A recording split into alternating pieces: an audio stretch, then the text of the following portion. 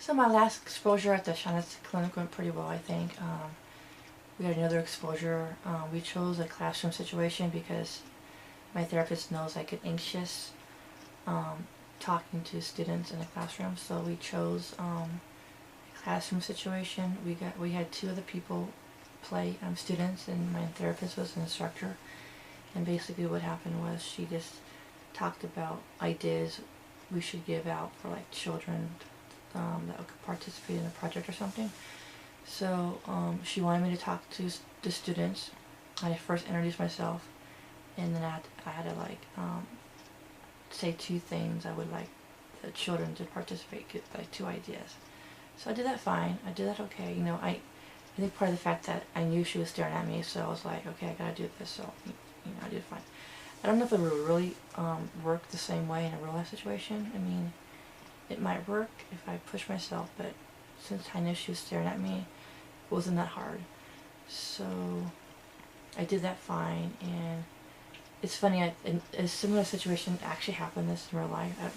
Like a year or two ago, I took a class, a filmmaking class, and we got into groups, and we had to come up with some ideas about like a short film, and I didn't say anything. I had some ideas, but I didn't really say anything, and nobody asked me any questions about what I think, and so I kind of felt like they were ignoring me, and I kind of got mad.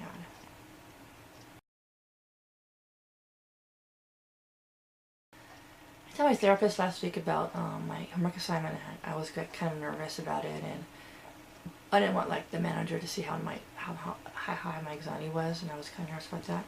And she said like that she didn't see that much anxiety in me when I'm in her office, and she didn't see that much anxiety in me when I do the exposures. So I mean, I do have some anxiety when I see her when I do the exposures, but it's definitely gotten a lot better. When I first saw my therapist, I was so nervous. I had to take a few shots of liquor before I saw her. I was like that nervous. I had some way to calm me down, and I had to do that.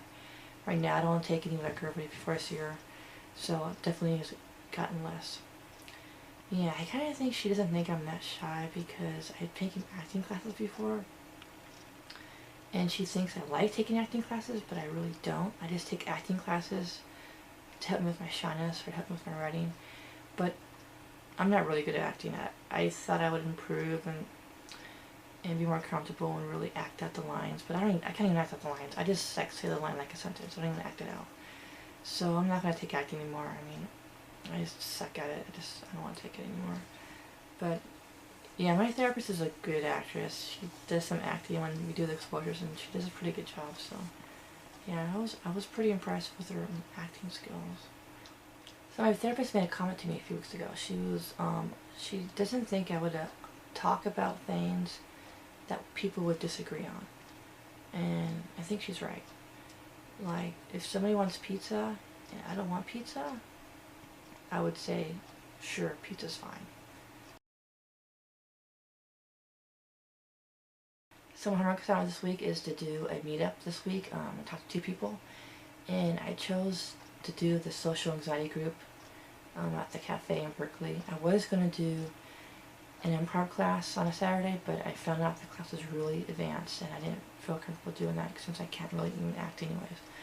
So I did the social anxiety group in Berkeley, met them up in Berkeley, and it was okay. At first I was really anxious. I didn't really say much. I asked a few questions. I did talk to two people and asked them a few questions, so that was fine. But yeah, one guy could notice I didn't talk much, so he was asking me questions to get me involved in the group. And after 2 hours, I started talking a little bit more. And yeah, it was a really long meetup. I mean, we just did small talk. You know, we just had coffee or a drink or a soda. We didn't even have to. I don't know why, but nobody ate dinner. It's like we met at 4:30, and at 9, I was like starving, so I just left. I said, "See you guys later," and I went to McDonald's. And I don't know, this is kind of strange how nobody ate dinner, but yeah, it went fine. It went good.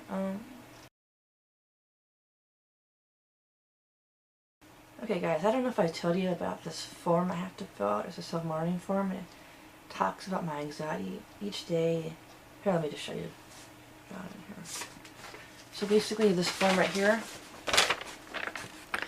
I have to fill it out each day, and I have to rate my anxiety level and my avoidance level, my depression.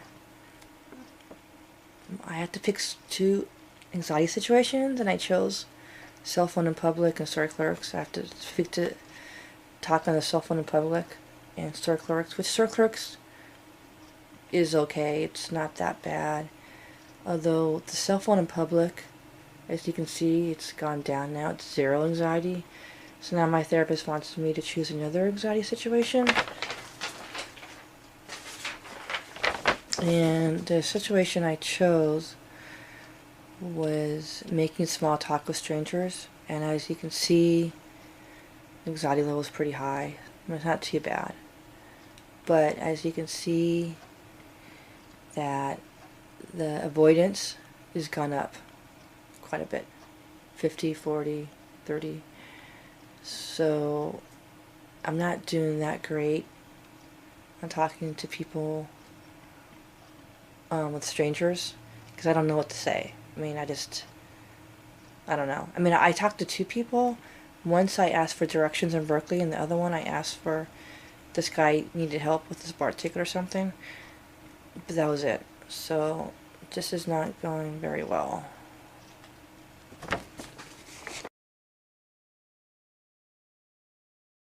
A lot of people ask me about my social life and if I have a lot of friends, and I don't really have a lot of friends right now.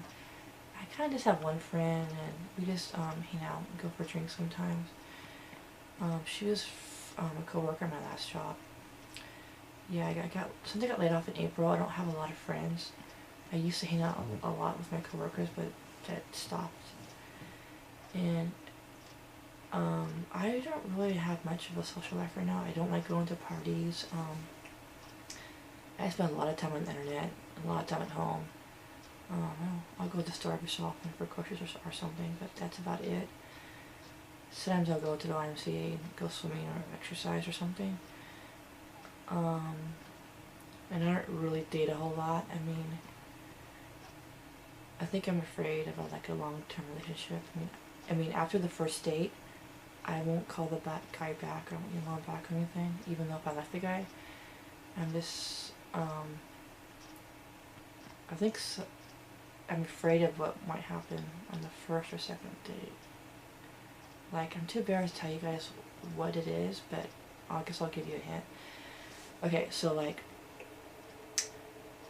when I was in the 5th grade, this girl told me if I liked this boy, and I'm like, yeah, and she's like, kiss him. I'm like, no. And she's like, yeah, kiss him. I'm like, okay. But then when the boy heard me say kiss him, he was like, if you kiss me, I'm gonna hit you on the shoulder. I'm like, so I didn't really believe him, so I gave him a kiss, and he hit me on the shoulder, and like, kind of scarred me for life. So I'll just leave it like that.